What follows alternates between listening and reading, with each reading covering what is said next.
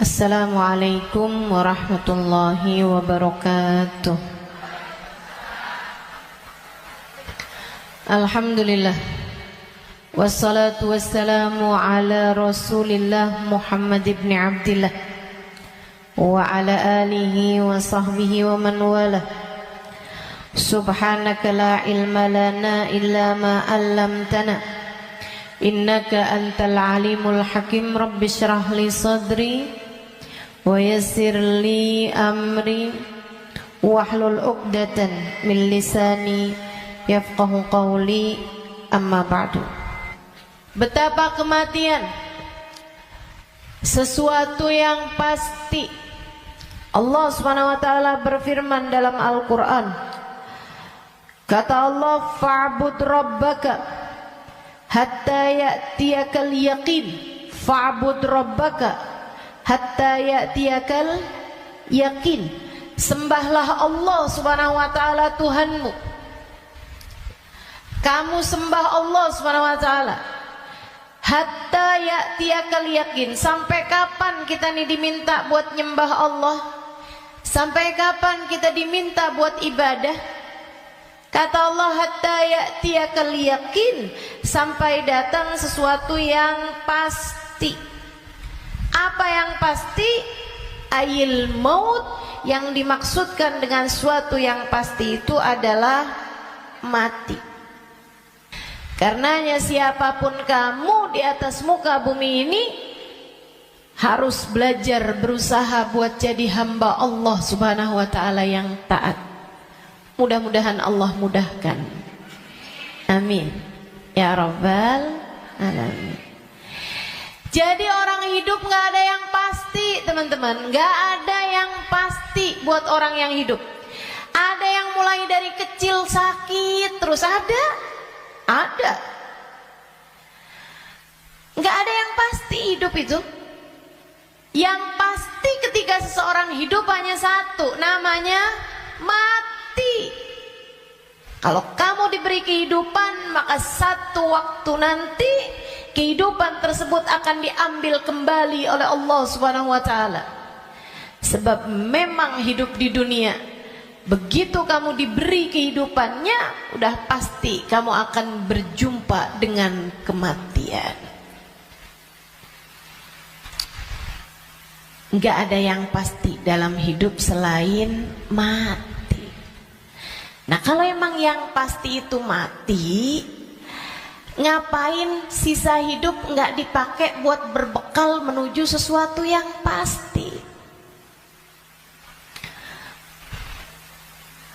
Ngapain bekalannya untuk sesuatu yang nggak pasti? Misalnya nih, kamu umur tamat SMA, umur 15. Kalau kamu berpikir bahwa saya umur segini berarti udah deket lagi mau nikah, bekalan menuju nikah. Misalnya, apa yang kamu kerjakan? Hidung kurang mancung, mancungin alis kurang nyelirit,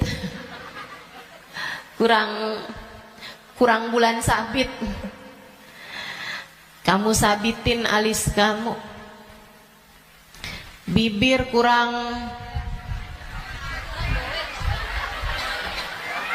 sekarang ini musim orang suka bibir lebar-lebar. Ya udah dah, saya tambahin biar agak turun bibirnya, biar doer bibirnya. Kalau kamu berpikir bahwa kamu akan menuju kepada kematian, kalau kamu berpikir kamu akan menuju kepada pernikahan, kamu kemudian berbekal menuju ke arah sana. Tapi kan sebenarnya nikahnya emang udah pasti? Belum pasti nikahnya. Betul? Orang hidup gak pasti nikah, teman-teman. Berarti kalau kayak gitu gimana nih caranya nih? Gimana cara kita menjadikan hidup kita bermakna? Takutnya udah siap-siap, tahu-tahu nggak dapet, iya kan? Kalau gitu yang pasti aja, kamu hidup biar bermakna, pastikan hidupmu adalah saatmu berbekal menuju kepada kematian. Saya tuh waktu SD kabarnya pinter. Mungkin ada guru-guru saya di sini. Selamat pagi Bu Guru. Kabarnya dulu pinter waktu saya sekolah. Saudaraku sekalian saya muliakan, tapi saya dulu selalu punya pikiran bahwa bisa jadi umur saya nggak panjang. Walaupun ternyata itu tidak terbukti ya. Sampai dengan sekarang saya masih ada di atas muka bumi ini, udah panjang hidup saya. Dulu itu saya selalu berpikir bahwa bisa saja umur saya nggak panjang. Saya SD, itu saya punya temen sekolah siang, sekolah madrasah, namanya Madrasah Al-Wasliyah. Saya punya temen meninggal dunia, masih seumuran saya gitu kurang lebih. Sejak saat itu saya kayak selalu berpikir bahwa bisa jadi umur saya nggak panjang, bisa saja saya juga meninggal dunia gitu. Akhirnya saya suka berpikir bahwa apa yang harus saya lakukan untuk menjadikan yang saya kerjakan bermanfaat kalau umur saya pendek. Akhirnya saya jadi mikir, kalau saya jadi dokter, umurnya harus panjang loh dokter itu, karena sekolahnya lama. SMP, SMA, kan saya ceritanya SD, SMP, SMA, kuliah. Kuliahnya S1, habis itu S2, habis itu ST katanya. Buat jadi dokter spesialis itu kan mesti banyak sekolahnya. Apalagi kalau mau spesialis yang spesialis lagi gitu. Buat jadi dokter yang bagus. Artinya sekolahnya tuh panjang. Baru bisa jadi dokter yang hebat, dokter yang mumpuni di atas usia 30-an tahun, bahkan mungkin 40-an tahun. Habisnya itu dia praktek mengamalkan ilmunya. Berapa lama? Sampai ketika datang ajal menjemputnya. Manfaatnya ilmunya itu berapa lama? Untuk bisa dipraktekkan bermanfaat buat umat manusia gitu. Sampai dengan berapa lama? Sebentar aja berarti. Kita aja kalau udah dirawat sama dokter yang terlalu tua rada was-was. Betul nggak? Dokternya mau nulis resep, ambil kacamata dulu gitu kan. Terus nulisnya agak, tangannya gemeteran. Takut kita. Ini kalau misalnya dia ngelihatnya salah-salah gitu kan. Atau dia mau nyuntik, tangannya udah gemeteran. Waduh, udah kayaknya rada gimana gitu. Tapi kita sama dokter muda juga kita ragu-ragu. Betul gak?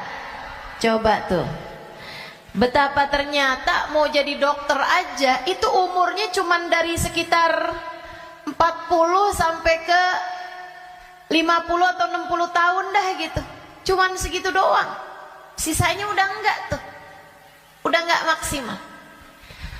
Saudaraku sekalian saya muliakan, saya jadi mikir gitu. Wah, kalau gitu nggak usah jadi dokter deh. Takutnya umur-umur 30-an tahun saya meninggal, saya nggak bekalan apa-apa nih. Apa ilmu, apa hal yang bisa membuat saya bisa nggak nyesel kalau saya mati muda? Itu yang saya pikirkan lagi zaman saya SD.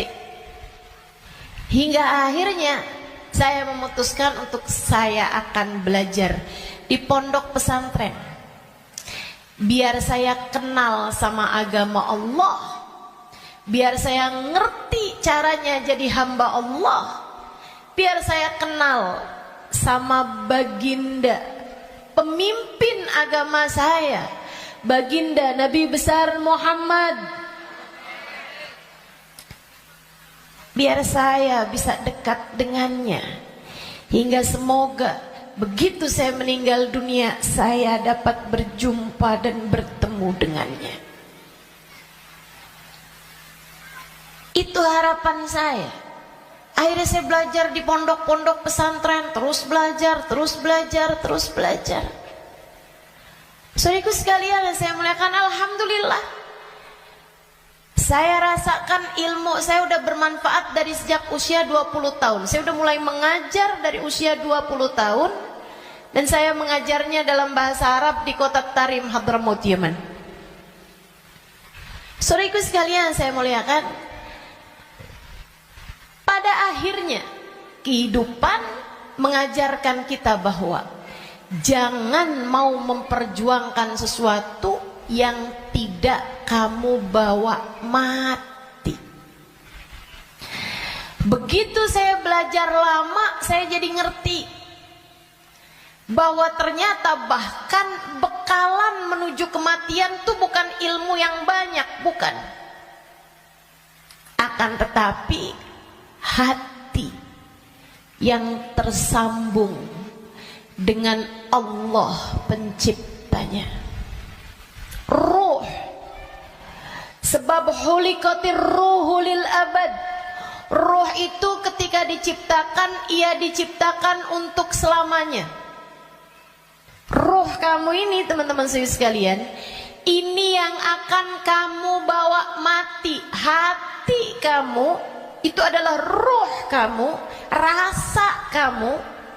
Ini yang akan kamu bawa mati. Kalau badan ini nggak akan kamu bawa mati.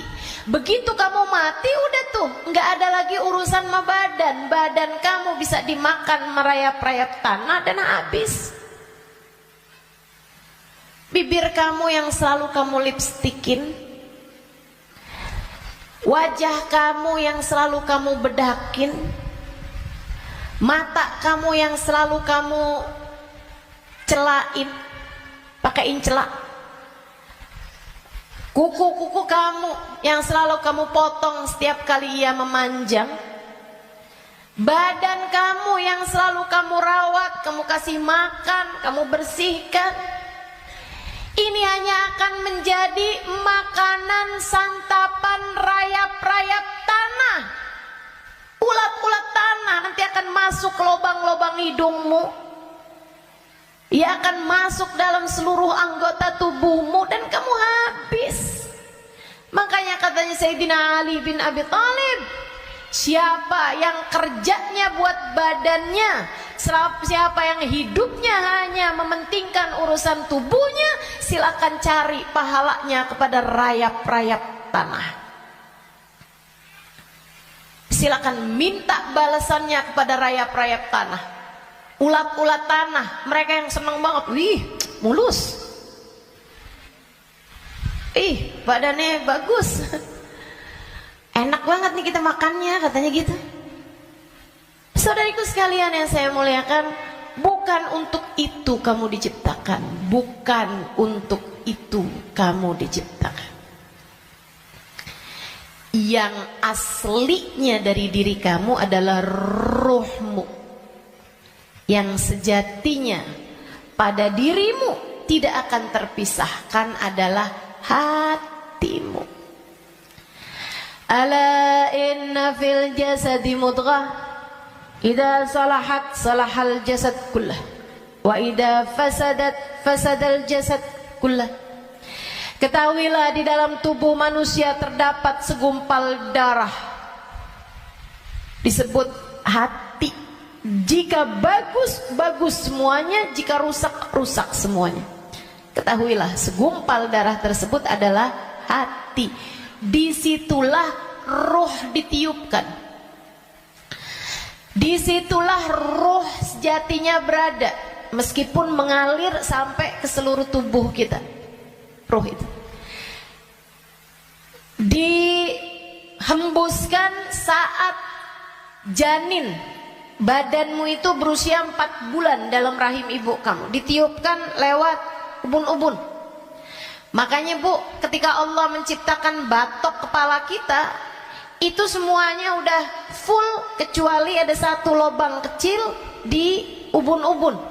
Makanya kalau anak bayi ubun-ubunnya masih lembut,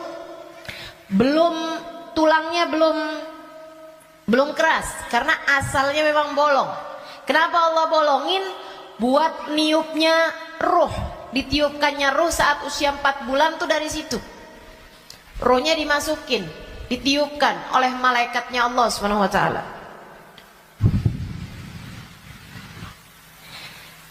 Pusatnya ditaruh di jantung atau di hati, dia pusatnya tuh ditaruh di hati, menyebar roh tersebut sampai ke ujung-ujung jari.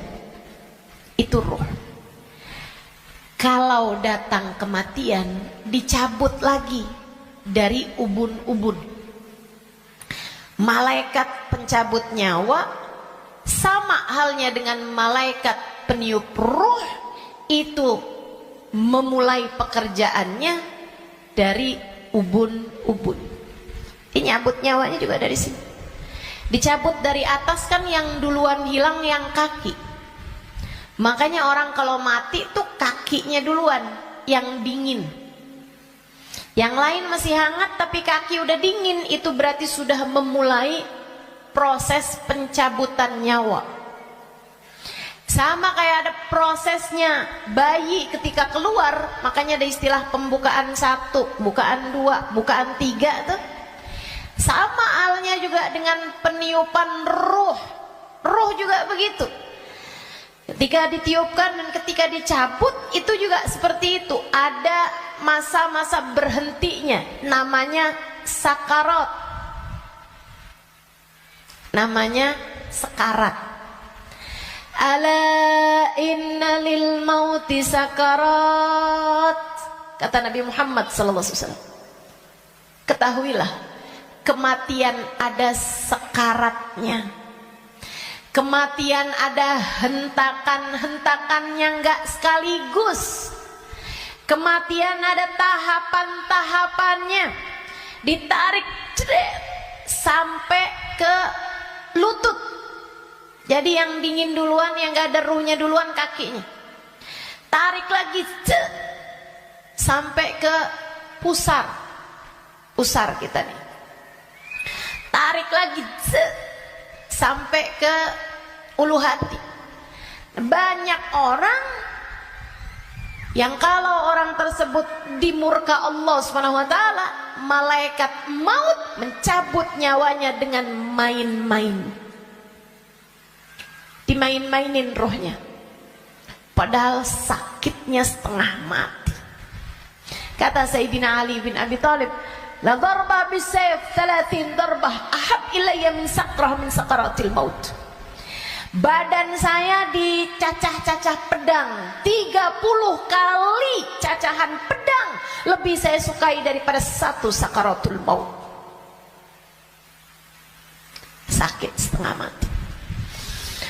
Buat orang yang suka main-main dalam hidupnya, ada banyak di antara mereka yang ketika ajal datang menjemputnya, malaikat maut memain-mainkan saat pencabutan nyawa. Sakitnya luar biasa. Tapi ada banyak juga hamba-hamba Allah yang hidupnya santun, yang hidupnya berakhlak pada Allah, nggak pernah main-main dalam hidupnya. Allah pun memudahkan saatnya sakaratul maut. Kayak doa orang-orang tua kita, Allahumma hawwin alaina fi sakaratil maut wan najata minan nar. Ya Allah, ringankan saatnya sakaratul maut. Dia nggak bilang, ya Allah jangan ada sakaratnya dong buat kematian saya. Nggak bisa gitu. Atau ya Allah jangan kasih saya sakit saat sakaratul maut. Nggak bisa gitu juga. Karena memang sakaratul maut itu sakit. Memang pasti sakit. Jadi yang diminta adalah Allahumma khaffif alaina fi sakaratul maut. Ya Allah, ringankan sakitnya sakaratul maut. Apa yang bisa meringankan? Maksudnya ringannya tuh gara-gara apa? Kalau kamu tanya sama saya, Ustazah, ringannya sakaratul maut tuh gara-gara apa? Saudaraku sekalian, sesuatu itu sakit bisa jadi ringan itu karena dua hal. Satu, karena memang sakitnya itu levelnya jadi ringan. Kan begitu? Sakit kan ada level-levelnya. Memang Allah jadikan sakitnya itu ringan, jadi berkurang sakitnya. Itu banyak yang seperti itu, sehingga sakaratul mautnya kayak nggak sakarat gitu, karena sama sekali nggak kesakitan. Ada yang begitu, memang diringankan sama Allah Subhanahu Wa Taala. Level sakitnya memang diturunkan oleh Allah Subhanahu Wa Taala, semacam itu. Atau yang kedua, Allah alihkan fokusnya sehingga dia jadi kayak nggak berasa sakaratul maut, karena Allah memalingkan fokusnya bukan kepada sakitnya, tapi kepada sesuatu yang lain. Apa? Allah palingkannya dengan apa? Yang paling indahnya, yang paling enaknya adalah dengan dihadirkannya baginda Nabi besar Muhammad sallallahu alaihi wasallam di saat sakaratul maut tersebut. Sakit, tapi nggak jadi terasa sakitnya sebab ia bisa lihat Nabi Muhammad. Sebab dihadirkan Nabi Muhammad untuknya. Sakit, tapi ya nggak terasa. Gimana coba? Gimana sakitnya mau terasa kalau kamu bisa ketemu Nabi Muhammad? Nabi Muhammad misalnya berkata kepadamu, selamat datang wahai umatku. Ya udah nggak ada lagi rasa sakitnya, teman-teman. Udah jadi indah semuanya. Banyak yang begitu juga. Kekasih berjumpa dengan kekasihnya di saat sakaratul maut. Banyak. Kita ustazah gak tahu deh. Minta aja, doa aja, walaupun gak pantas, biar gak nyesel. Betul gak? Betul gak? Mau doa tapi rasanya kayak gak pantas gitu ustazah. Orang kayak saya kematiannya dijemput sama Nabi Muhammad, emang gak pantas. Yang kayak kamu ngomongin orang, yang kayak kamu kalau sholat berantakan, betul? Ngarepin kematiannya dijemput sama Nabi Muhammad, siapa kamu? Betul gak? Sama. Saya juga berpikir hal yang sama denganmu. Siapa saya? Sampai saya berharap kematian saya dijemput sama Nabi Muhammad. Tidak ada di antara kita yang pantas. Gak ada di antara kita yang layak. Gak ada. Gak ada. Tidak saya, tidak kamu, sama. Tapi kita tetap berdoa, kita tetap meminta kepada Allah Subhanahu Wa Taala. Kali-kali aja doa kita diijabah. Ya, siapa tahu ya kan? Siapa tahu. Soalnya takut kalau nggak minta nyesel. Sebab Nabi Muhammad itu dermawan. Sebab Nabi Muhammad itu dermawan. Kadang-kadang orang kalau dermawan tuh kita nggak bisa kira. Tahu-tahu memberi lebih dari yang kita minta. Itu sakaratul maut. Nanti habis cabut tuh dari pusar sampai ke dada. Dada, hati, itu teman-teman pusatnya. Allati tattali'u alal afidah. Sampai ketika roh tersebut nyampe di afidah, nyampe di dada, tempatnya hati kita itu, pusatnya. Makanya orang kalau ngerasa sakit hati pasti pegang dadanya gitu. Nggak ada yang pegang kepala, sakit hati saya, nggak ada. Apalagi pegang kaki, sakit hati saya, nggak ada. Pasti bilang sakit hati saya gitu. Yang dipegang dada, karena memang tempatnya ruh, pusatnya itu adanya di situ, hati kita. Itu sakaratul maut paling sakitnya tuh di situ, karena sumbernya tuh di situ. Baru kemudian dicabut lagi sampai ke ghargharah, sampai ke leher. Kau udah nyampe di ghargharah, hakikat kamu akan ditampakkan. Saat itulah kamu dibukakan langit, bisa lihat tempat balik kamu tuh surga atau neraka.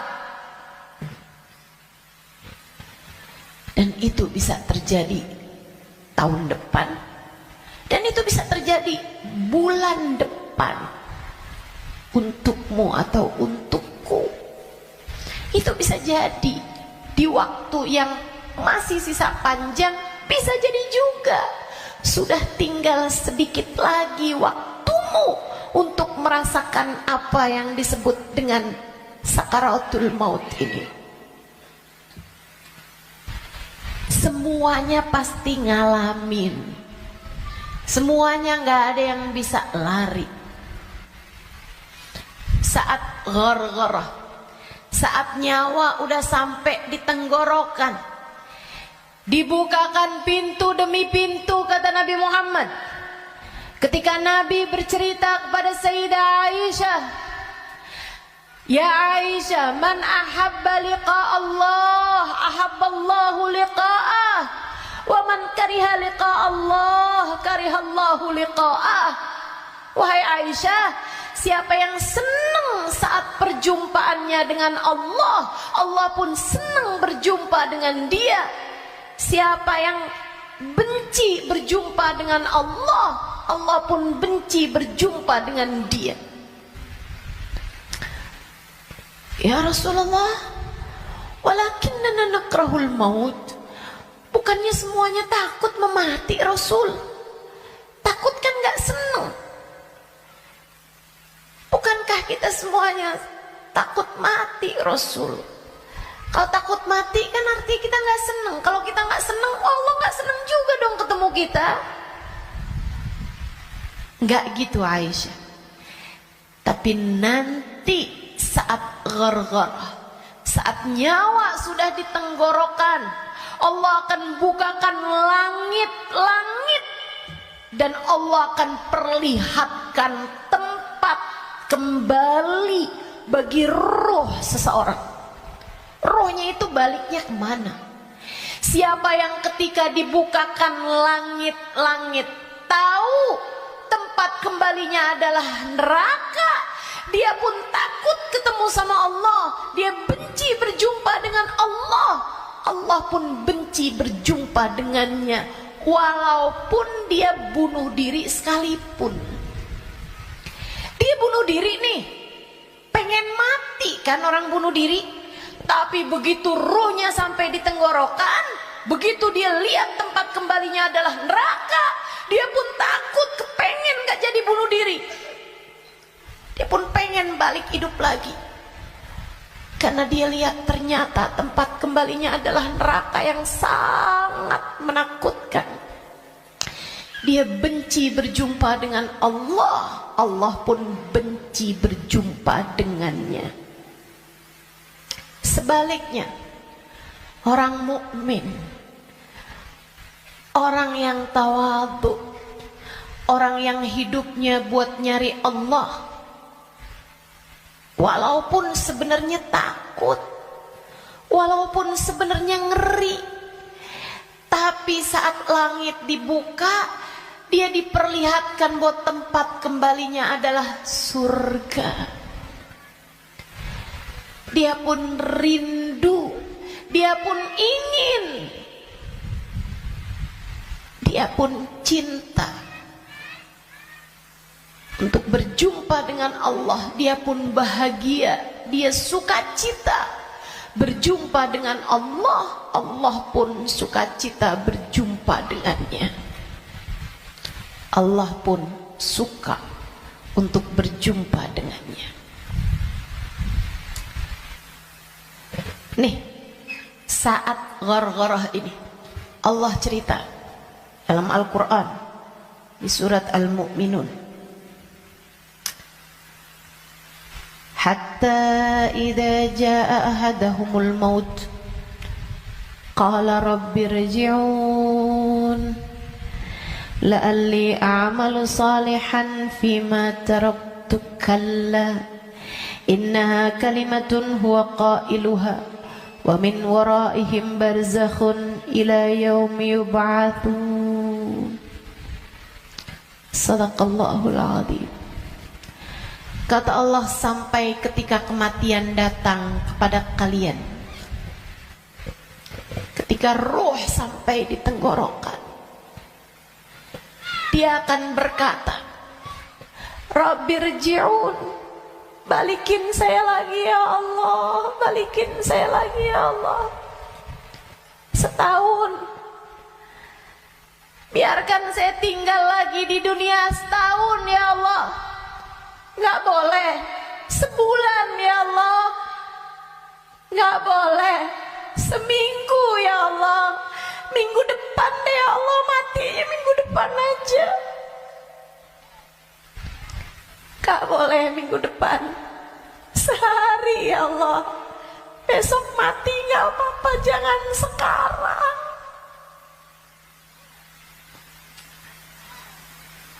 Gak boleh sejam ya Allah, sejam. Sejam lagi matinya ya Allah, balikin lagi ya Allah. Rabbirji'un la'alli a'malu salihan fima taraktu. Saya akan segera bagi-bagi harta saya buat sedekah. Saya akan segera sholawatan kepada Nabi Muhammad. Saya bakal segera baca Al-Quran. Saya bakal segera sholat. Saya mau minta maaf sama orang-orang.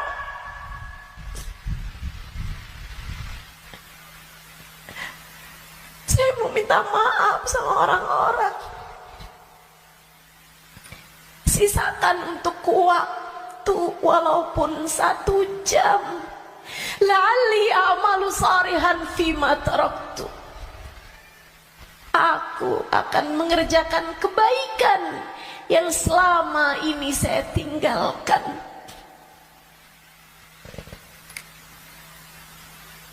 Apa jawab Allah? Kalla innaha kalimatun huwa qailuha. Enggak ada. Sekarang kalimatmu itu hanya jadi omong kosong belaka.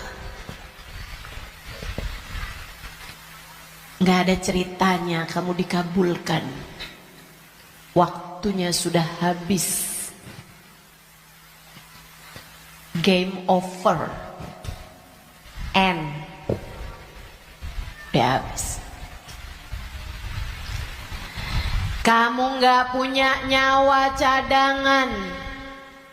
Kamu gak punya hidup simpanan. Kamu tidak sedang dalam masa percobaan. Begitu kamu masuk usia balik, semua sudah mulai tercatat untukmu.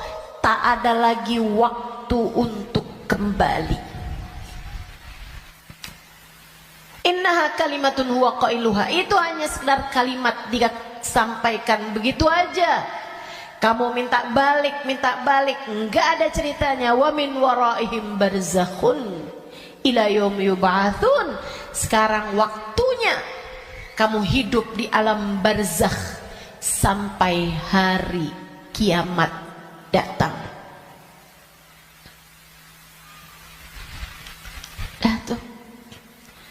bisa balik lagi. Makanya serem sama kematian teman-teman, karena dekat. Aqrab ghaib yuntadhar, kata Nabi Muhammad. Perkara gaib yang paling dekat sama kita kematian. Si ini meninggal, si itu meninggal, si itu meninggal, si itu meninggal.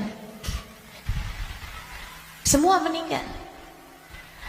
Maka sebagaimana kamu melihat satu hari ada jenazah diangkut, satu waktu jenazah kamu yang diangkut.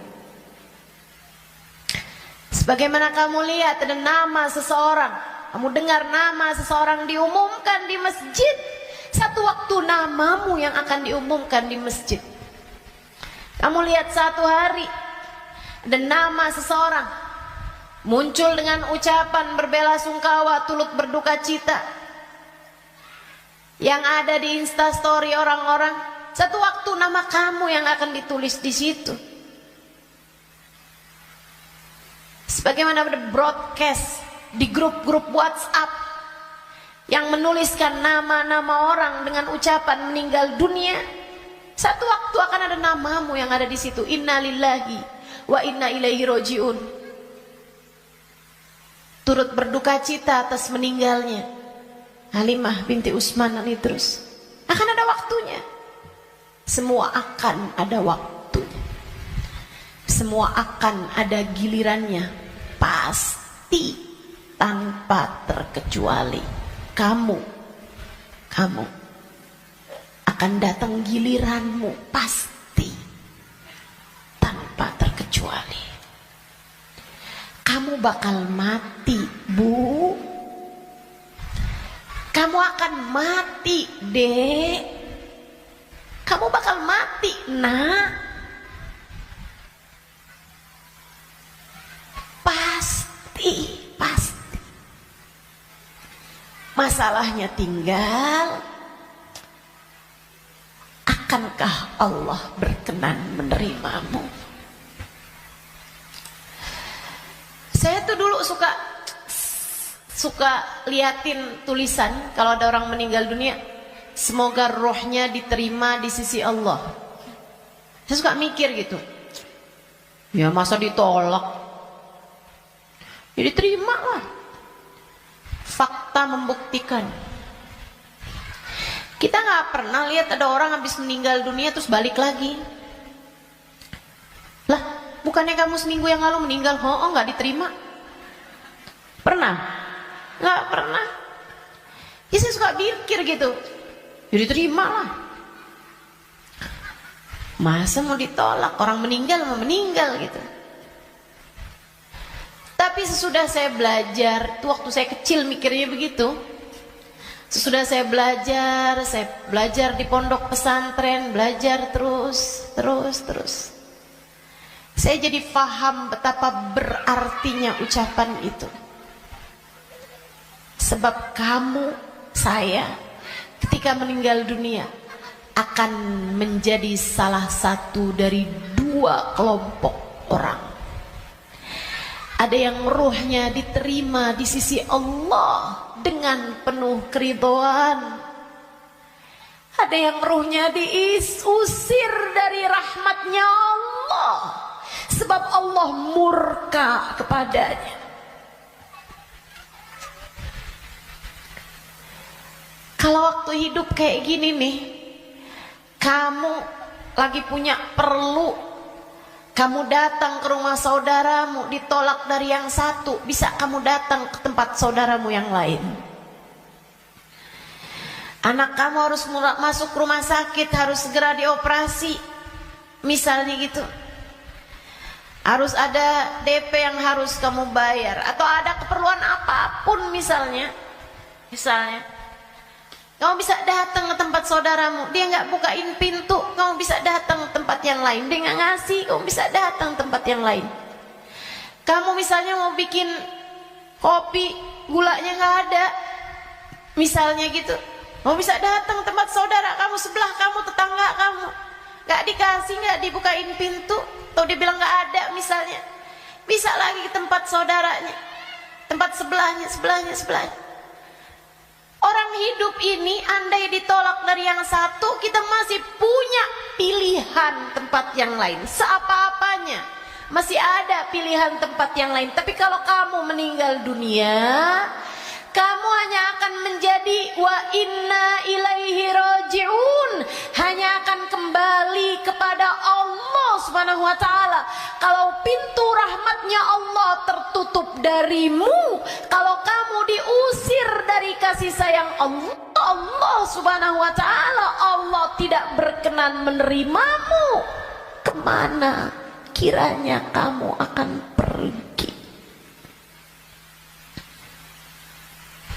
Terusir dari pintu rahmatnya Allah, kamu mau kemana?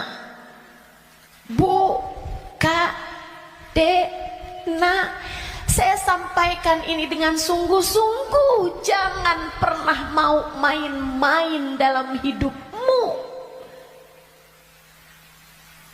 Jangan main-main sama hidup. Sebab selama kamu hidup, kematian masih akan membayangi.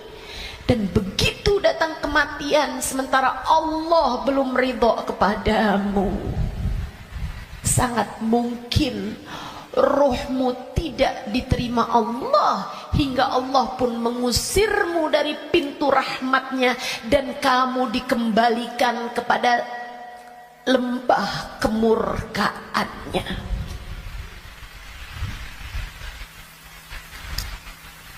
Dimurka Allah Subhanahu wa taala. Dimurka Allah Subhanahu wa taala. Enggak enak. Kita tuh dibenci sama suami kita aja rasanya enggak enak. Kita dibenci sama saudara kita aja setengah mati, enggak enak rasanya. Bukan begitu?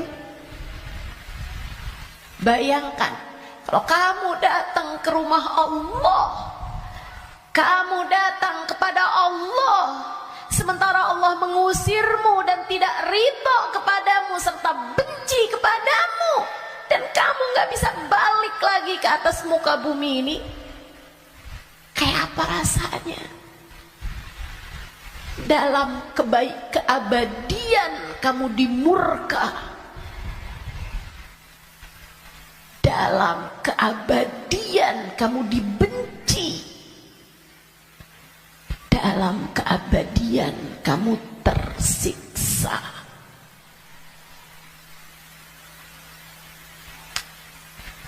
Nggak akan sabar, nggak akan sabar. Makanya sekarang nih di dunia kamu masih bisa sabar. Kalau lagi nggak enak sabar aja. Malam-malam ngantuk mau tahajud, yang sabar. Bangun tahajud, yang sabar. Biar nanti kamu gak ketemu waktu dimana kamu tidak akan sabar menghadapinya. Kamu gak akan kuat ngadepinnya. Sekarang kamu kuat. Buat puasa kamu kuat, buat baca Quran kamu kuat, buat hadir majelis taklim kamu kuat, buat baca maulid kamu kuat, buat berbuat baik pada orang tua kamu kuat, buat berbuat baik sama suami kamu kuat, buat doain anak-anak kamu kuat, buat ngurusin rumah kamu kuat, buat ngerjain kebaikan-kebaikan kamu kuat. Maka kerjakan apa yang kamu kuat untuk menghindarkan diri dari sesuatu yang kamu gak bakal kuat. Bertahanlah terus. Bertahanlah untuk tetap menjadi solehah. Yang sabar jadi solehah.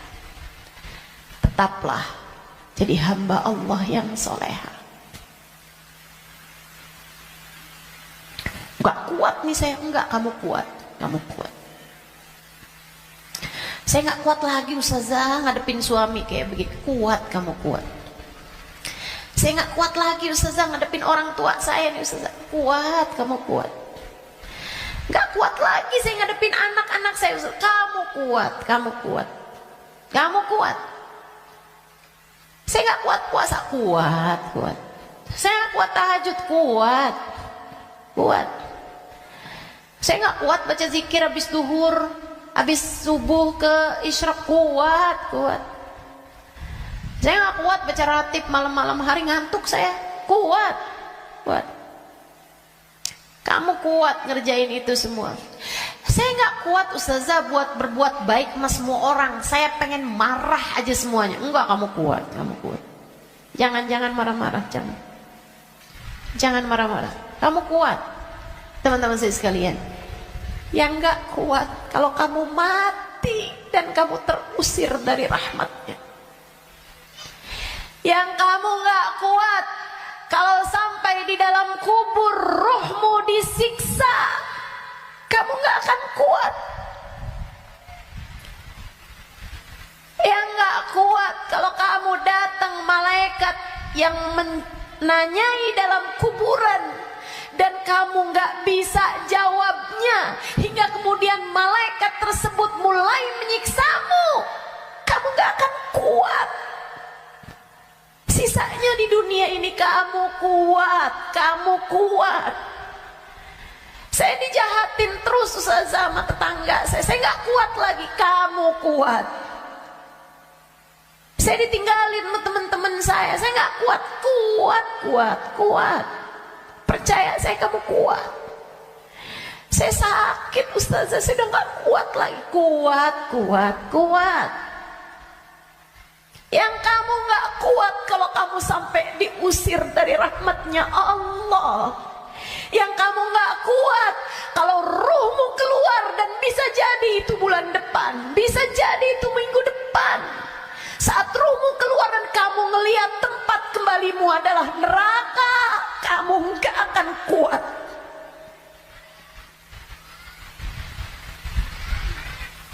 Gak akan kuat. Saat kamu berkata, Rabbirji'un la'alli a'malu salihan fima taraktu. Ya Allah, balikin saya ke dunia ya Allah. Balikin saya, kasih saya hidup lagi ya Allah. Itu yang kamu gak akan kuat. Sekarang di dunia semuanya kamu kuat jalaninnya. Kuat. Kamu mampu. Kamu bisa bertahan untuk tetap menjadi solehah. Percaya saya. Saya sangat miskin ustazah, saya udah gak kuat lagi hidup di dunia ini. Kamu kuat. Saya ambil utang aja ustazah, dipinjol, saya udah gak kuat lagi. Kamu kuat, jangan utang. Jangan ambil utangan.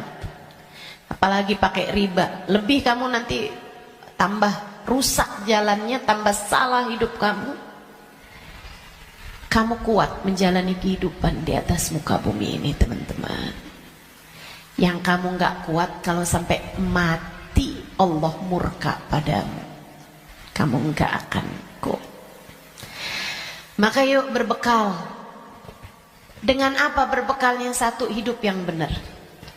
Tetaplah istiqomah. Sholat jangan ditinggal. Ibadah jangan ditinggal. Apa yang kamu bisa kerjain. Sedekah biar kata sedikit jangan ditinggal. Saya orang miskin ustazah, saya nggak bisa sedekah banyak-banyak. Tapi kamu masak, banyakin kuahnya kata Nabi. Bagiin tetangga, kasihin tetangga kamu pas kamu lagi masak. Saya nggak bisa sedekah ustazah. Tapi kamu masak nasi, pakai sambal, iya. Apa?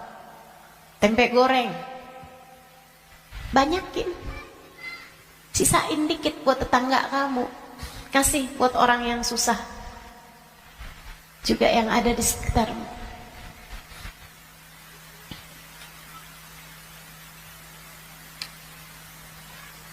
Itu pesan Nabi kita Muhammad SAW. Berbuat baik. Saya nggak bisa ustazah, saya nggak ada sesuatu yang bisa saya sedekahkan. Senyum bisa bukan? Kamu punya bibir? Ya punya sih ustazah. Ya udah senyum aja kalau gitu. Ketemu orang, bisa nyenengin orang, apa kabar? Sehat? Atau Saat kamu bangun di waktu malam, kamu angkat tanganmu, kemudian kamu bilang, ya Allah, sayangi tetangga-tetangga saya ya Allah, sayangi teman-teman saya ya Allah, ampuni dosa-dosa mereka ya Allah, orang di kampung saya ya Allah, ampuni dosa-dosanya ya Allah. Sedekah kamu buat mereka, kebaikan kamu buat mereka. Berbuat baik semampu yang kamu bisa, sebisa yang kamu mampu. Apaan aja, apaan aja. Bahkan sekedar kalimat pujian buat suami kamu. Alhamdulillah kamu sehat, saya senang kalau kamu udah sehat. Kata-kata yang enak gitu. Jangan sakit lagi ya, saya kesian kalau lihat kamu sakit. Saya sayang sama kamu. Kalimat yang enak. Ganti deh, ganti kalimat-kalimat yang gak enak. Udah sehat kan, berarti bisa kerja lagi kan. Susah kalau kamu sakit nih. Terus kita mau makan apa kalau kamu sakit terus-terusan? Gak enak banget sih kalimatnya. Kamu bakal mati, maka pilihlah kalimat yang gak jadi penyesalan bagimu sesudah kematianmu. Yang bagus ngomongnya, yang bagus.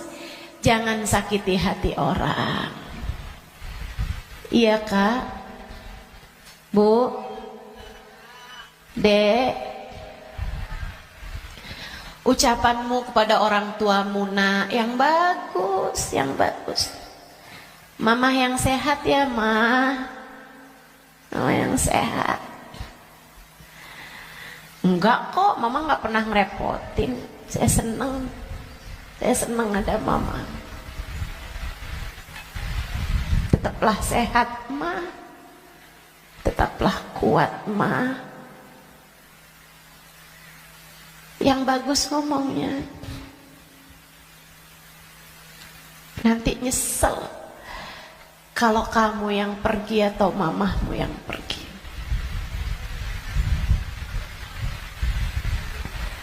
Kepada abahmu, ayahmu, gitu juga. Ngomong yang bagus-bagus aja, biar nggak tambah banyak penyesalanmu ketika datang ajal menjemputmu. Apapun dari kebaikan yang bisa kamu lakukan, lakukanlah. Udah nggak usah kayak mikir-mikir, saya mau pakai kerudungan kapan ya? Nggak usah. Sekarang orang senegeri udah pakai kerudungan semua kok.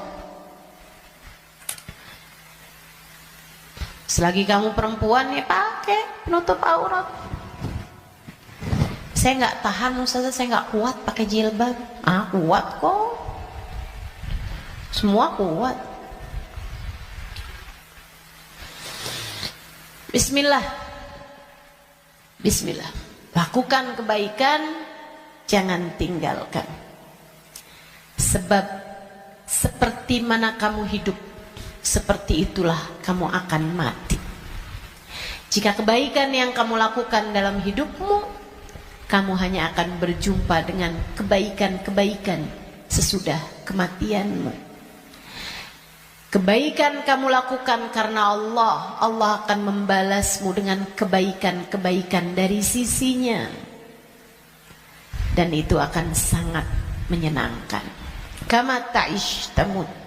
Sebagaimana kamu hidup, seperti itu pula lah kamu akan mati. Maka tetaplah istiqomah di jalan Allah. Itu bekal utama.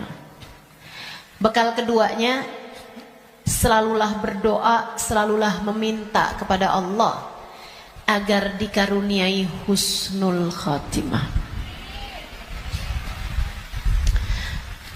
Sering-sering minta, ya muqallibal qulub, tsabbit qalbi ala dinik.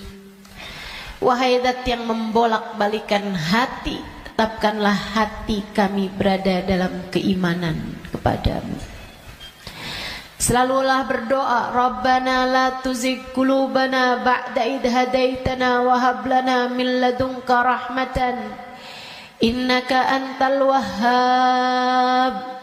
Ya Allah, jangan pernah kau cabut hidayah iman yang telah kau anugerahkan kepadaku. Anugerahkanlah pula untuk kami rahmatmu. Sesungguhnya engkau adalah zat yang maha memberi. Selalulah berdoa, Ya Allah biha, Ya Allah biha, Ya Allah bihusnil khatimah, Ya Allah biha, Ya Allah biha, Ya Allah bihusnil khatimah.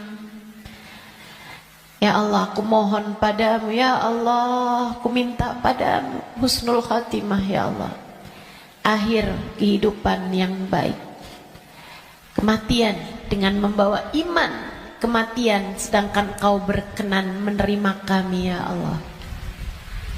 Terus doa, terus minta sama Allah. Sebab la yarudul qada illa doa. Tidak ada yang dapat menolak takdir buruk selain doa. Doa terus, doa terus, doa terus. Kalau ada waktunya doa tuh, kayak lagi majelis, kemudian silakan berdoa, silakan sampaikan hajatmu. Habis sholat, jangan dulu langsung bangun, sebelum kamu berzikir kemudian berdoa, kan begitu. Nah kalau doa jangan minta dunia mulu teman-teman. Kalau semua doa mau minta dunia, habis dunianya selesai kamu bawa apa? Kamu punya apa? Minta juga. Urusan akhirat malah justru jauh lebih penting daripada meminta urusan dunia yang akan kamu tinggalkan begitu kamu mati. Jangan kalau doa yang diminta duit lagi, duit lagi. Jangan kalau doa yang diminta jodoh lagi, jodoh lagi. Atau biar hati suami nggak berpaling, itu aja yang kamu minta. Biar suami nggak poligami, ustazah, itu terus doa saya ustazah. Bukan hanya itu yang kamu perlukan teman-teman. Doa urusan dunia tuh kalau bisa sekedarnya aja. Karena hidup di dunia ini qalil, sedikit, katanya Imamul Haddad, tabalagh bil qalili minal qalili. Bekalan dunia ini sedikit aja lah, karena dunianya itu emang sedikit. Dikit lagi juga mati. Kalau doa itu yang kiranya kamu gak nyesel begitu kamu masuk ke dalam alam kubur. Doanya minta apa? Minta husnul khotimah. Doa minta Allah ridha, minta biar Allah selamatkan, minta biar Allah bahagiakan kalau kamu ada di dalam kuburan, minta biar Allah bahagiakan ketika nanti kamu di padang mahsyar. Jadi begitu ajal datang menjemputmu, kamu masih punya simpenan dari doa-doa yang belum diijabah Allah SWT, yang belum kamu rasakan ijabahnya. Begitu kamu mati, kamu udah punya simpenan doa buat mahsyar. Begitu kamu mati, kamu udah punya simpenan doa buat kubur. Begitu kamu mati, kamu udah punya simpenan doa buat kiamat. Begitu kamu mati, saat di padang mahsyar dibangkitkan, kamu udah punya simpenan doanya, tinggal tunggu ijabahnya. Nah kalau doanya belum pernah kamu doain, gimana mau ngarepin ijabahnya? Nah kamu gak pernah minta, ya Allah kubur saya, ya Allah saya sekarang maunya kubur saya biar seneng, ya Allah. Ternyata kok gak seneng, kata Allah, nah kamu gak pernah minta. Di dunia yang sering mintanya, biar nanti kamu dapat ijabahnya. Di dunia yang sering minta, ya Allah, jadikan kami ada dalam rombongan Nabi Muhammad. Jadikan kami ada dalam rombongan umat Nabi Muhammad, ya Allah. Jangan cuma di majelis maulid aja doanya. Saat tahajud tuh kamu doa, minta ya Allah, nanti di akhirat ya Allah jadikan saya ada dalam rombongan Nabi Muhammad. Biar nanti begitu kamu mati, kamu udah punya simpenan doanya, tinggal nunggu ijabahnya. Kata Allah, ud'uni astajib lakum, mintalah, niscaya akan aku beri. Jadi di akhirat kamu tinggal nungguin saat doamu diijabah. Sebab kalau kamu mintanya nanti gitu kan di akhirat, ya itu tadi kata Allah, innaha kalimatun huwa qailuha. Kalimatmu tuh gak ada artinya lagi, gak ada maknanya lagi. Sebab akhirat bukanlah tempat berbuat. Dunia ini tempatnya berbuat. Akhirat hanyalah tempat untuk dibalas. Kalau saatmu di dunia kamu hanya minta dunia, apa yang kamu persiapkan buat sesudah kematianmu?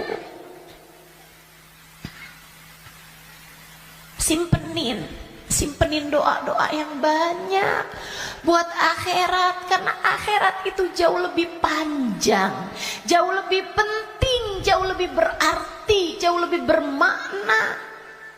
Dunia ini hanya sebentar, teman-teman. Jangan sampai nyesal. Jangan sampai nyesal. Doa tidak pernah hanya sekedar. Itu adalah semua yang kamu perlukan. Kita semua perlu doa. Semua perlu doa. Makanya banyak-banyak doa. Minta sama Allah agar kehidupan kamu sesudah kematian menjadi kehidupan yang menyenangkan. Amin ya rabbal. Satu tadi istiqomah taat, bekal menuju kematian ya. Yang kedua tadi apa? Doa. Yang ketiga, teman-teman saudaraku sekalian, bekal menuju kematian itu ampunan dari Allah Subhanahu wa taala. Itu bisa kamu dapat dengan memohon ampunan, beristighfar dan bertaubat, meninggalkan dosa-dosa. Kamu mau berbekal menuju kematianmu, tinggalin dosa. Tinggalin dosa. Tinggalin dosa.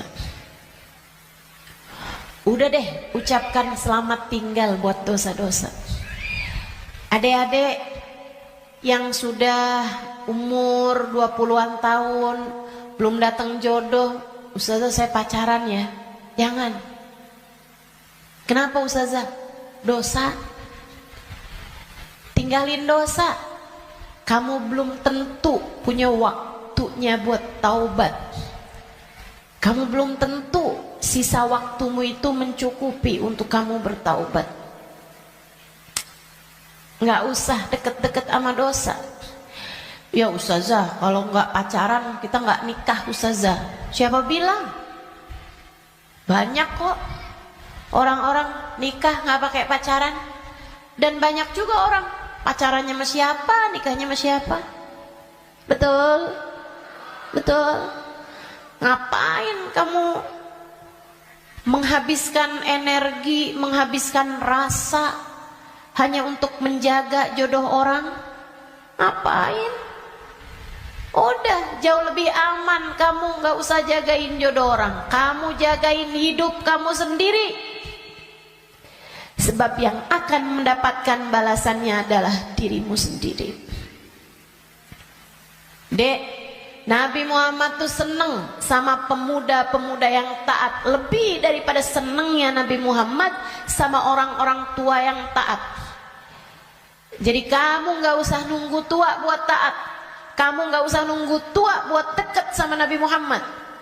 Justru di saat kamu masih muda, andai pun kamu nanti sampai tua, justru di saat muda nih kesempatan kamu buat deket sama Nabi Muhammad.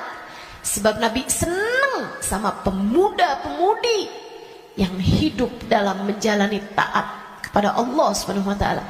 Dijanjiin barengan sama Nabi Muhammad.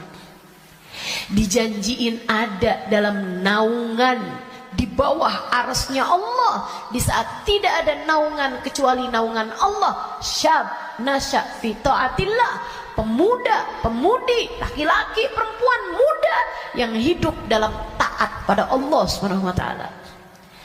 Kamu umur masih 17 tahun tapi sudah istiqomah tahajud, Nabi cinta padamu.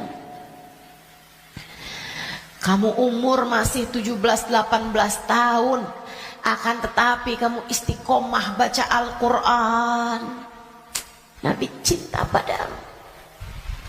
Umur masih belasan tahun, tapi kamu udah punya zikiran yang kamu istiqomahkan baca. Kamu udah punya solawatan yang kamu istiqomahkan baca. Kamu bahkan nyaris hafal kitab-kitab maulid yang berisi sejarah hidupnya Nabi Muhammad. Fix, kamu pantas dicinta sama Nabi Muhammad.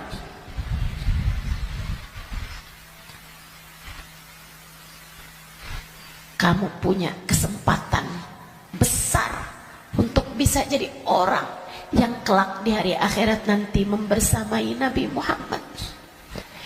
Tinggalin dosa, dek, tinggalin dosa. Gak ada pentingnya. Kamu gak akan seneng nantinya sama dosa itu. Kelihatannya kayak bagus tapi bikin sumpek. Kelihatannya kayak enak tapi bikin hati gelap. Kelihatannya kayak membahagiakan, padahal itu hanya akan menyusahkan hidupmu saja. Tinggalin dosa. Semua yang ada di sini, yang tua, yang muda, tinggalin dosa, tinggalin dosa. Itu cara kamu biar bisa berbekal menuju kematian yang indah. Yang terakhir, kamu pengen berbekal menuju seindah-indah kematian adalah dengan mencintai orang-orang soleh. Gaulmu itu loh benerin. Gaulnya sama orang bener, biar kamu bisa bener. Sayangnya sama orang bagus di mata Allah, orang soleh, orang solehah. Sayangnya sama ulama, sayangnya sama guru-guru, gitu kan? Sama ustadz, sama ustadzah, sama kiai, sama bunyai, sama habib, sama habibah, muhbabah. Itu bikin kamu bisa jadi orang-orang yang meninggalnya nanti dalam keadaan-keadaan yang indah. Tentu di akhirat kita semuanya ingin dikumpulkan dengan orang-orang baik. Maka kalau kamu di akhirat nanti dikumpulkan orang baik, caranya adalah bersamalah dengan mereka dari sejak di dunia. Bersamalah dengan mereka dari sejak di dunia. Hadirlah di majelis-majelis ilmu, yang seneng dengerin kajian-kajian dari para ulama, yang seneng melantunkan bersama-sama maulid, solawat, istighfar bareng-bareng, doa bareng-bareng, qiyam bareng-bareng. Kebersamaanmu dengan apapun di dunia akan membuatmu bersama di akhirat nanti dengan orang-orang yang kurang lebih sama. Hadirnya, senangnya di majelis-majelis ilmu, majelis-majelis dzikir, majelis maulid kayak begini, sangat pantas nanti dikumpulinnya di akhirat dengan orang-orang soleh-solehah. Kamu pikir orang-orang soleh-solehah kumpulnya di mana kalau bukan di tempat-tempat yang semacam ini? Makanya ayo bismillah, cintai mereka. Andai pun kamu nggak lagi bersama dengan mereka, para ulama-ulama, para hamba-hamba Allah soleh-soleha, tetaplah bersama dengan mereka dalam doa.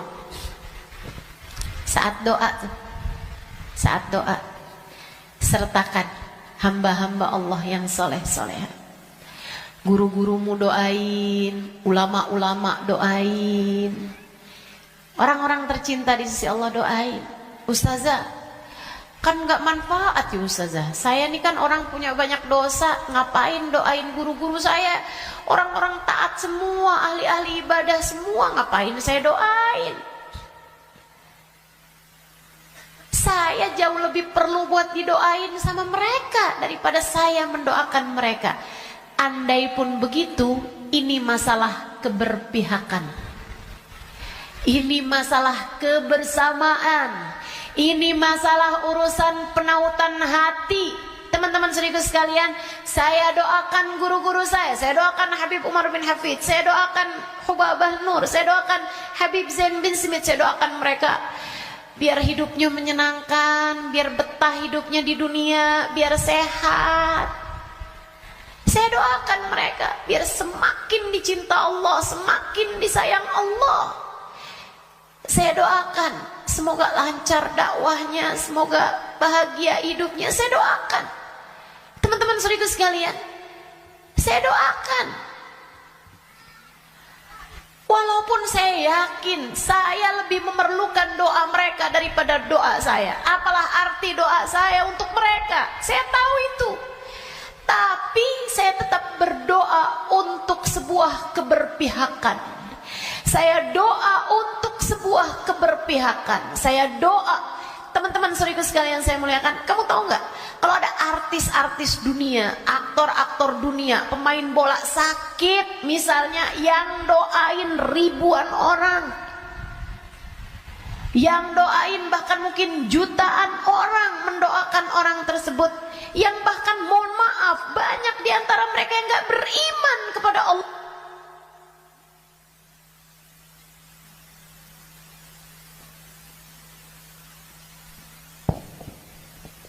Yang bahkan banyak di antara mereka yang tidak beriman kepada Allah Subhanahu wa taala. Kenapa orang-orang mau mendoakan orang tersebut? Itu dia tuh namanya keberpihakan, penautan hati.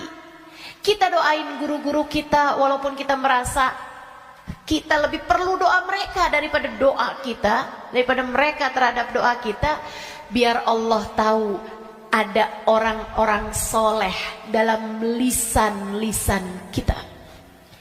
Biar Allah tahu ada mencintai para ulama di dalam hati kita.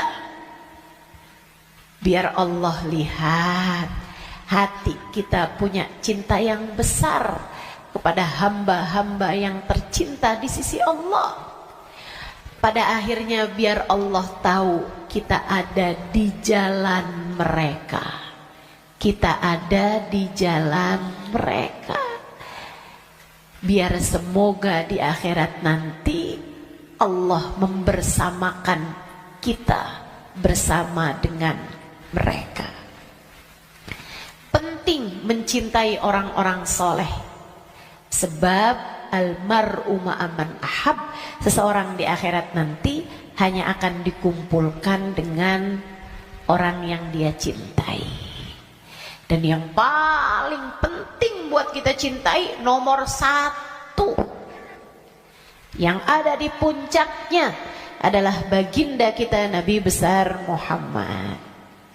Maka bekal terbesar untukmu datang di negeri akhirat adalah dengan kamu mencintai dan banyak menyebut nama Nabi Muhammad dalam solawat-solawatmu kepadanya. Kata beliau, siapa yang suka memuliakan akhir-akhir segala sesuatu, Allah akan memuliakan akhir kehidupannya dengan husnul khotimah. Allah itu menjadikan al-umur bi khawatimiha. Segala urusan tergantung dari bagaimana akhirnya. Kata Nabi kita Muhammad sallallahu alaihi wasallam, al-umur bi khawatimiha. Segala urusan tergantung dari bagaimana akhirnya. Kita punya kehidupan, ini tergantung dari bagaimana akhirnya. Demikian pula dengan keadaan-keadaan kita. Allah SWT menjadikan akhir-akhir segala sesuatu tuh yang paling bagusnya. Kayak makanan aja, kata Nabi Muhammad, al-barakah fil akhir. Berkah adanya di akhirnya. Makanya jangan ninggalin sisa di makanan. Yang paling berkahnya justru ada pada bagian akhirnya. Saudaraku sekalian saya muliakan, hari nih sepanjang hari sama sepanjang malam. Yang paling bagus bagian akhirnya. Sepanjang hari ini paling bagusnya saat menjelang maghrib, saat sore tuh, jelang-jelang maghrib.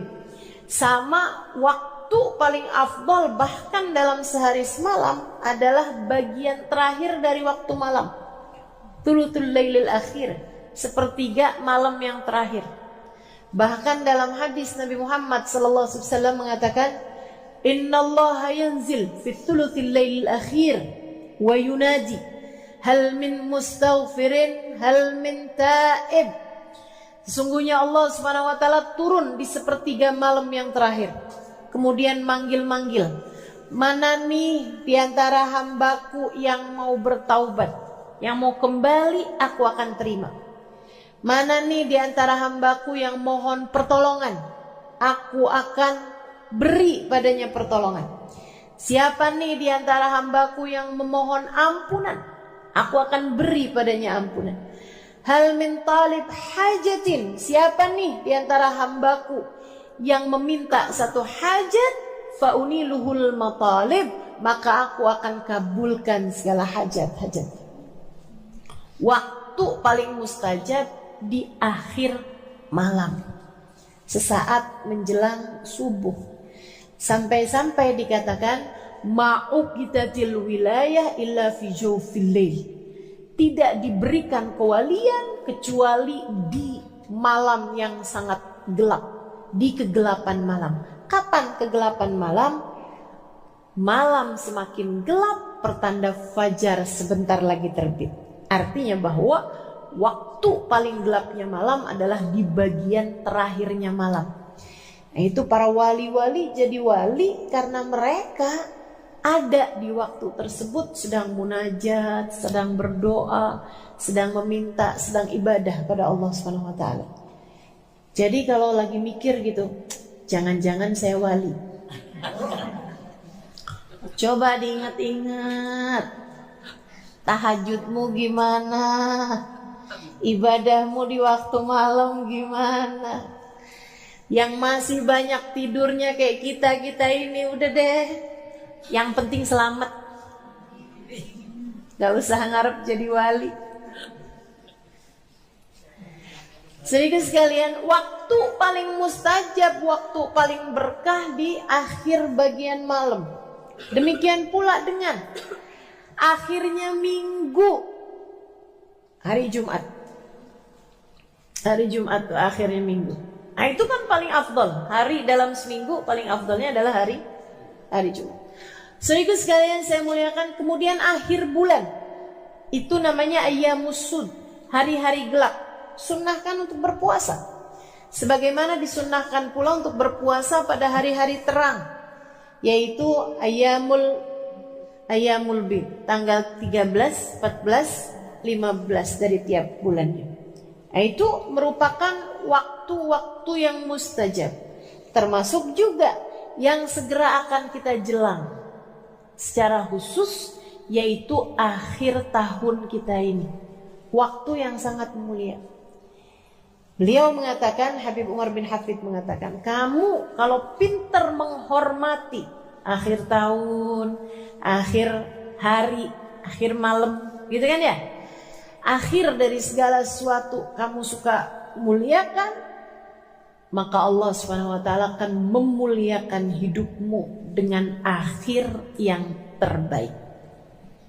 Kita nih hidup nih, mau kayak gimana kita jalaninnya, tetap nilainya tuh di bagian final.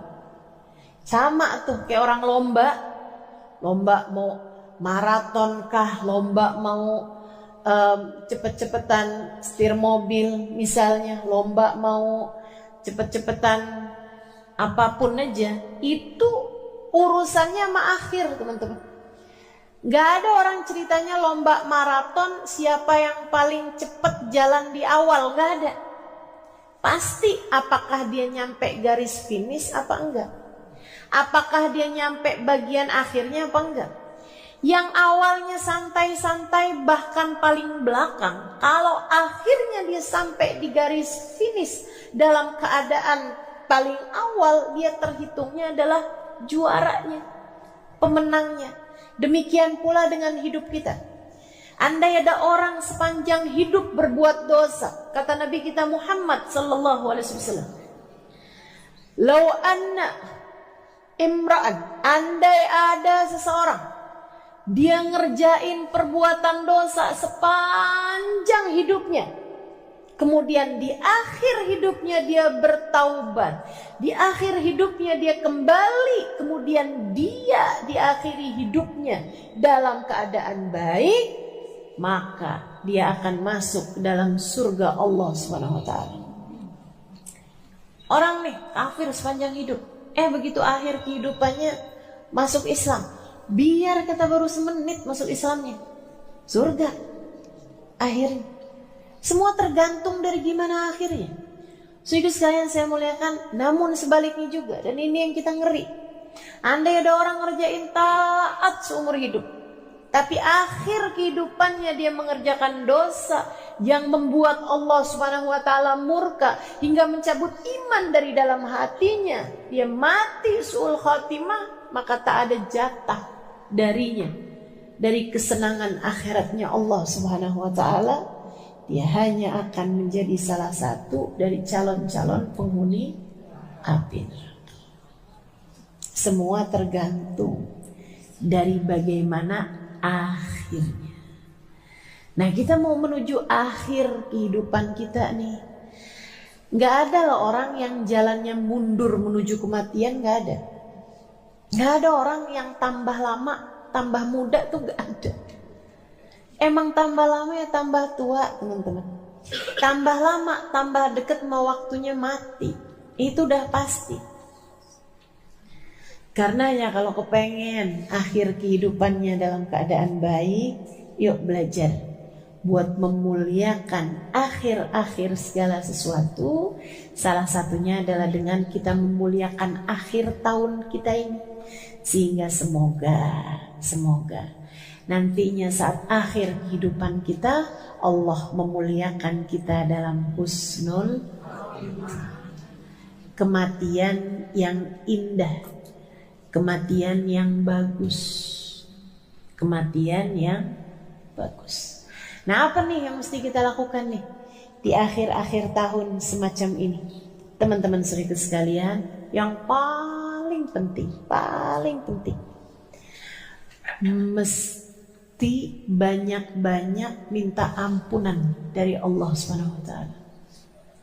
Istighfarnya mesti kita perbanyak. Emang dosanya banyak, minta ampunnya kan mesti banyak juga.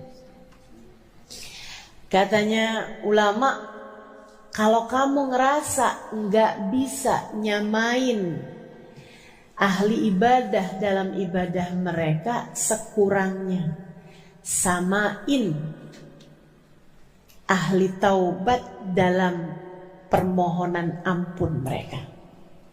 Kita mau nyusulin para wali nih dengan ibadahnya. Ya, saya udah tahu lah siapa diri saya.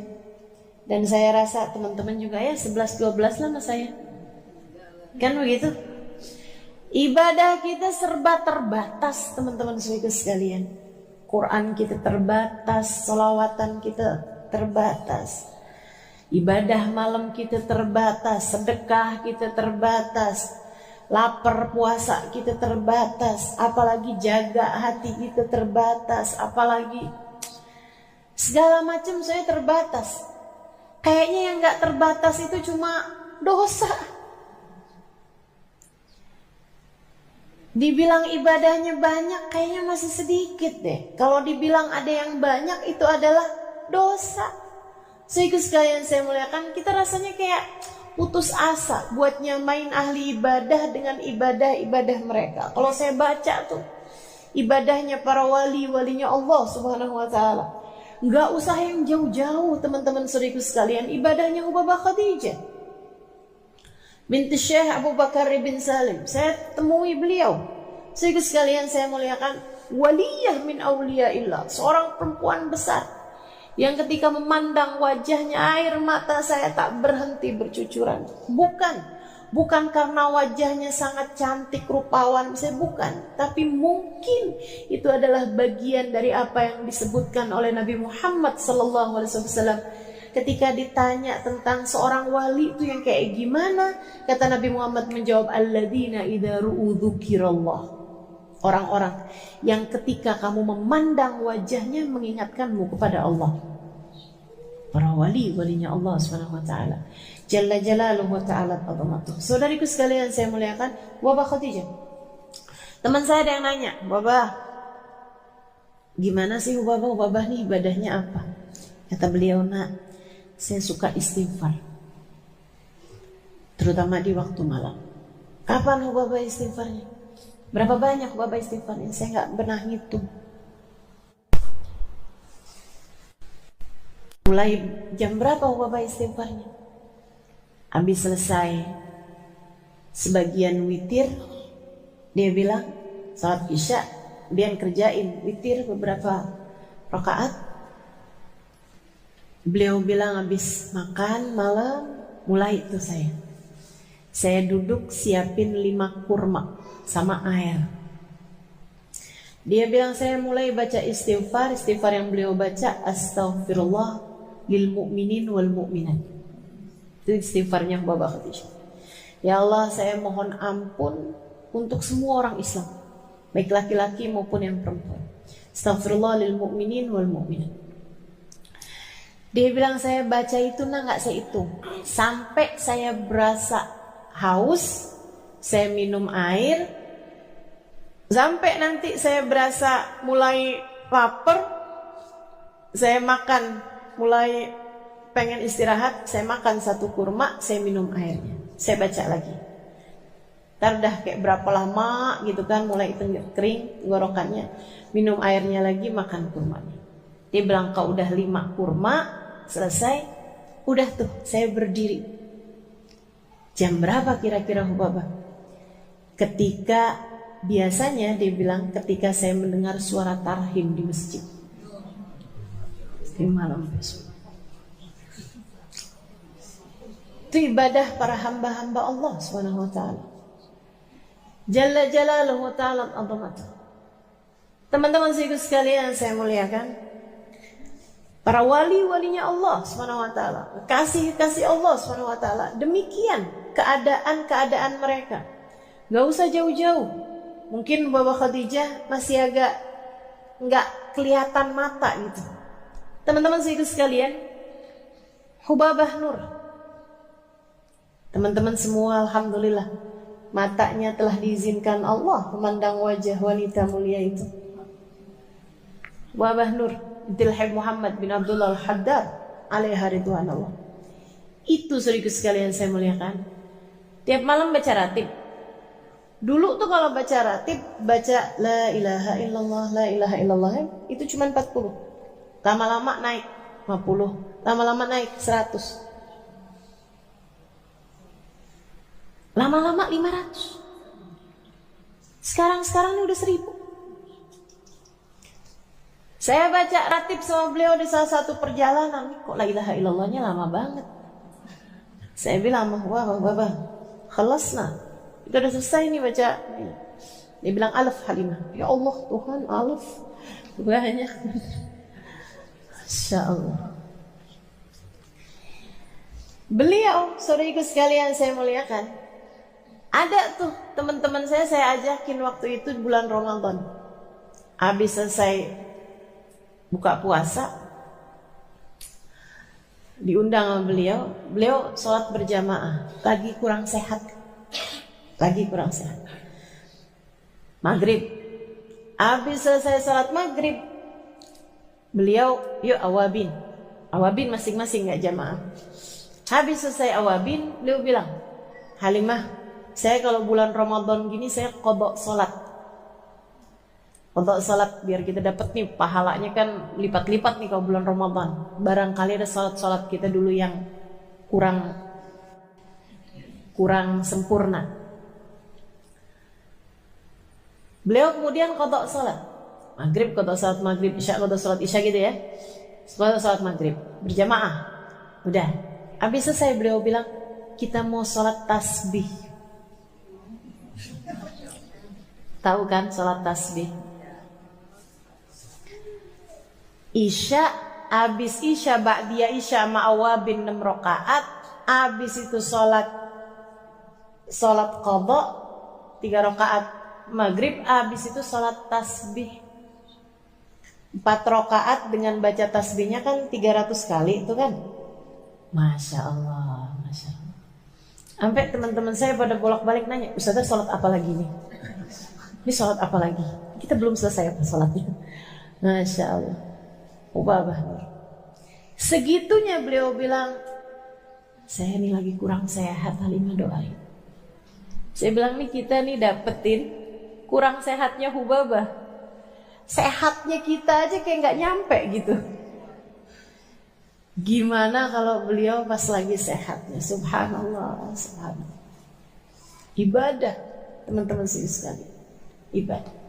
Kita nggak bisa nih nyamain ibadahnya ahli ibadah.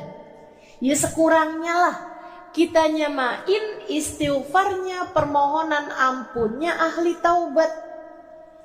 Biar jangan sampai ibadah banyak kagak, dosa banyak iya tapi nggak dapetin ampunan banyak. Biar sekurangnya ibadahnya kurang, dosanya banyak, istighfarnya, permohonan ampunnya juga biar banyak. Insya Allah. Jadi di akhir tahun semacam ini teman-teman sekalian, yuk kita banyak-banyakin istighfar, banyak-banyakin mohon ampun, banyak-banyakin minta pada Allah SWT. Ya Allah ampuni, ya Allah ampuni, ya Allah ampuni. Istighfarnya kita perbanyak. Bangun tidur kita minta ampun, habis selesai sholat kita minta ampun, ya kan? Jalan-jalan banyakin istighfar, sambilan ngapain kita istighfar, istighfar terus, minta maaf, minta ampun sama Allah SWT. Allahumma anta rabbi wa ana abduk, la ilaha illa anta khalaqtani.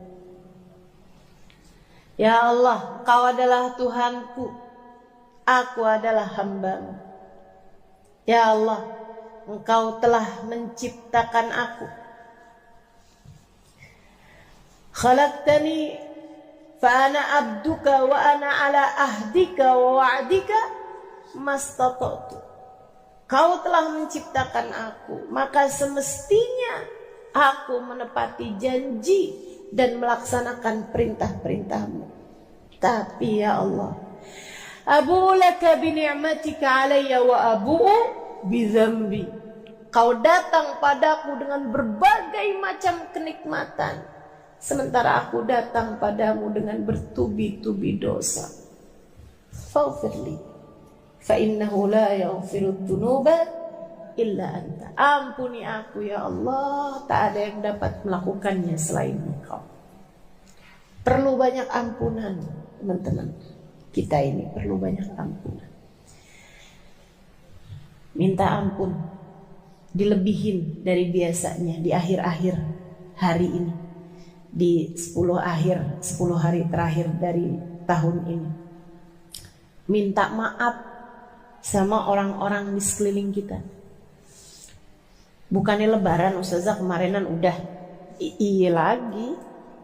Terutama kadang nih kita minta maaf sama orang-orang yang jauh sama kita. Teman-teman SD udah segini tua ya. Teman-teman pas lagi reunian gitu kan. Kita minta maaf sama orang-orang luar-luar sana tuh. Tapi gilirannya orang-orang dekat kita kadang kelupaan. Mesti serius minta maaf sama anak-anaknya. Mesti serius minta maaf sama suami. Apalagi yang masih ada orang tua, mesti serius minta maaf sama orang tua. Kita ridho sama orang tuanya. Mesti serius minta maaf sama yang ada di rumah kita. Kalau ada pembantu rumah tangga, yang paling banyak kita interaksi, yang paling banyak berkemungkinan kita berbuat dosa. Ya kan? Semakin jarang ketemu kan semakin jarang mestinya kita berbuat salah sama dia. Tapi giliran yang sering-sering ketemu ini kan yang paling mungkin.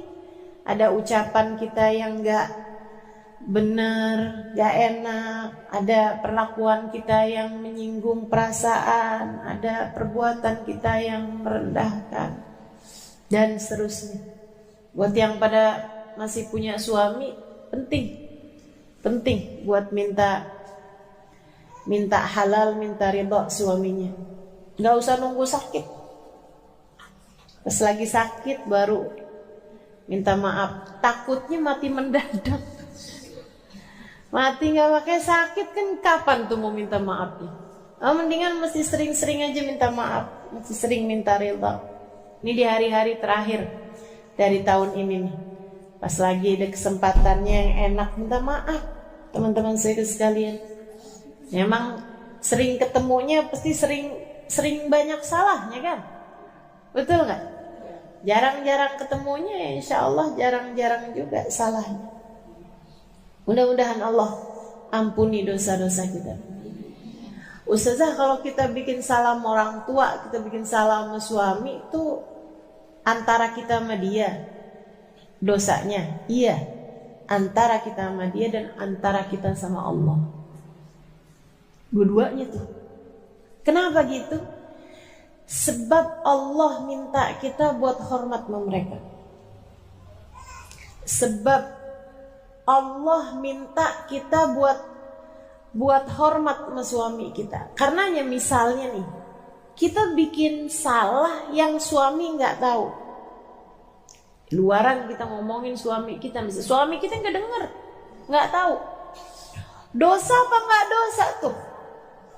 Dianya kan nggak tahu, dia nggak tahu apa-apa. Jadi sekalian, lain dengan kamu ngambil duit di saku baju dia atau di dompet dia gitu. Atau di ATM dia gitu kan. Nah, kalau itu dosa antara kamu sama suami itu udah pasti. Tapi kalau misalnya kita ngerjain dosa yang suami kita nggak tahu, itu dosanya antara kita sama dia aja atau antara kita sama Allah SWT. Dosa antara kita sama dia karena dianya nggak tahu, nggak dosa kita. Tapi yang lebih besar adalah dosa antara kita sama Allah SWT. Makanya anak-anak muda nih, terutama yang berumah tangganya masih baru awal-awal gitu kan. Ya saya berharapnya seperti itu. Walaupun kadang-kadang orang tua juga suka ada yang genit juga. Malam-malam suaminya udah tidur, dia WhatsAppan sama laki-laki lain gitu kan. Dia ngeliat, di scroll misalnya, terus dia kirim DM ke laki-laki di luaran sana,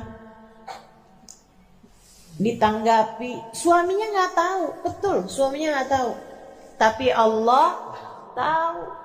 Dan Allah SWT yang memerintahkan kita untuk bisa jaga diri kita, untuk bisa jaga harga diri kita, untuk bisa jaga hati suami kita. Yang minta kita melakukannya adalah Allah SWT.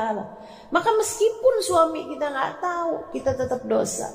Karena dosanya bukan hanya urusan antara kita dengan suami, melainkan dosa antara urusan kita dengan Allah SWT. Jalla Jalaluhu ta'ala. Karena ya teman-teman sekalian, paling banyak tuh kita punya salah pasti sama orang yang paling banyak kita berinteraksi sama dia. Mesti serius minta maaf. Termasuk ibu-ibu sekalian kepada anak. Kita nih masih punya banyak pemikiran bahwa orang tua tuh gak pernah bikin salah sama anak. Siapa bilang? Siapa bilang? Kayak yang mesti minta maaf tuh anak sama orang tua. Itu iya. Anak mesti minta maaf sama orang tua. Itu iya, betul. Tapi bukan berarti orang tua gak punya salah sama anak. Banyak. Dari kecil kita ngajarin mereka cinta dunia. Apa gak salah tuh? Salah. Kamu nak mesti belajar yang pinter, biar kamu kaya. Nanti kalau kaya kamu dihormati orang.